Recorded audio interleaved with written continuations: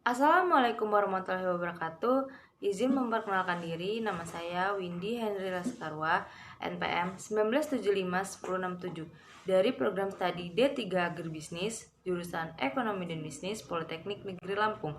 Di video kali ini saya akan menuntaskan tugas penyuluhan pertanian.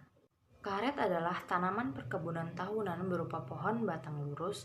Pohon karet pertama kali hanya tumbuh di Brazil, Amerika Selatan.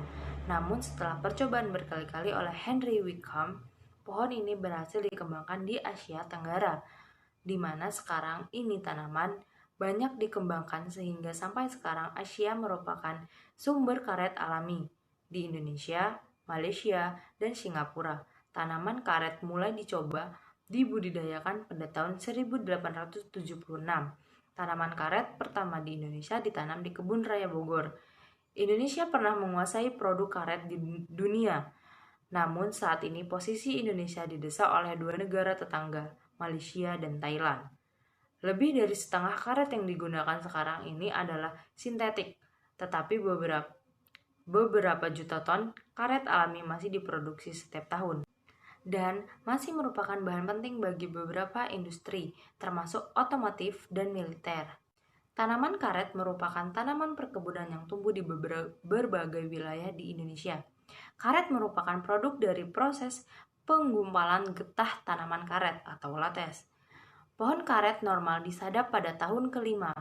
Produk dari penggumpalan lateks selanjutnya diolah untuk menghasilkan lembaran karet atau sheet, bongkahan atau kotak, atau karet remah crumb rubber yang merupakan bahan baku industri karet. Ekspor karet dari Indonesia dalam berbagai bentuk, yaitu dalam bentuk bahan baku industri atau sheet, rubber, SCR, dan produk turunannya seperti ban, komponen, dan sebagainya. Kabupaten Tapanuli Selatan merupakan salah satu sentra produksi karet rakyat di Provinsi Sumatera Utara. Kabupaten Tapanuli Selatan merupakan penyumbang terbesar kedua terhadap produksi karet di Provinsi Sumatera Utara. Namun masih terdapat permasalahan di lapangan berkaitan dengan pengembangan karet rakyat. Antara lain yang pertama, terbatasnya pengetahuan dan kemampuan petani di bidang teknik budidaya atau Good Agriculture Practice atau GIP karet, panen, pasca panen, dan teknologi pengolahan karet. Yang kedua, tingkat produktivitas tanaman karet rakyat yang rendah. Yang ketiga, ketersediaan benih unggul yang masih terbatas.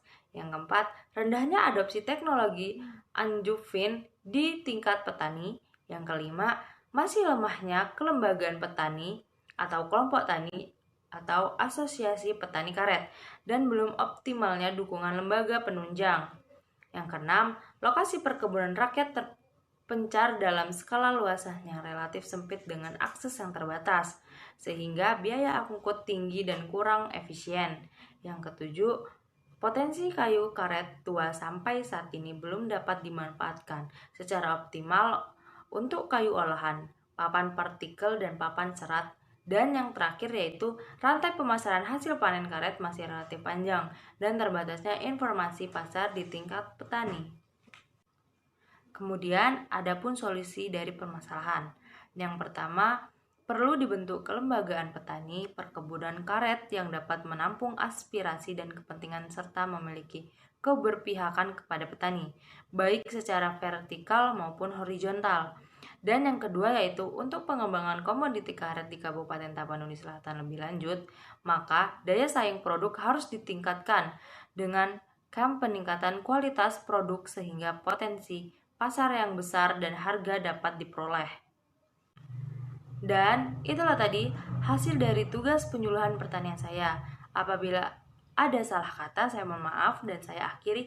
Wassalamualaikum warahmatullahi wabarakatuh.